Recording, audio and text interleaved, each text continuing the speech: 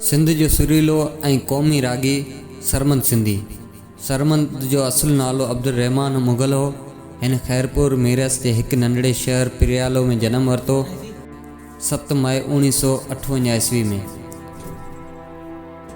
संदसि नंढी उमिरि खां ई खेसि ॻाइण जो वॾो शौक़ु हो। संदसि आवाज़ में तमामु घणी कशिश हुई।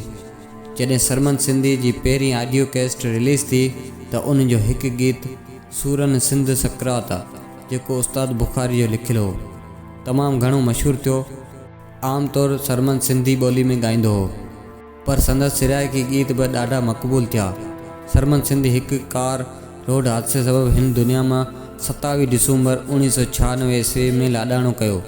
सरमंद सिंधी जो उन हादसे खां अॻु बि हिकु रोड हादसो थियो जंहिं में सरमंद खे तमामु घणा धक लॻा हुआ। संदसि भाउ अहमद मुग़ल पहिरियां हिन जा मशहूरु गीत ॿीहर ॻाए शोहरत माणी। हाणे हू पाण बि हिकु वॾो रागी आहे। सरमंद सिंधी जी क़ौमी गीतनि ॻाइण जे करे खेसि सिंध जो क़ौमी रागी पिणु कोठियो वञे थो। सरमंद सिंधी शुरू में टीवी तां हिकु गीत लॻी रही आहे थदड़ी हीर ॻायो, जंहिंजो शाइर अब्दुल समी बलोच आहे, जेको पिणु तमामु घणो मशहूरु थियो।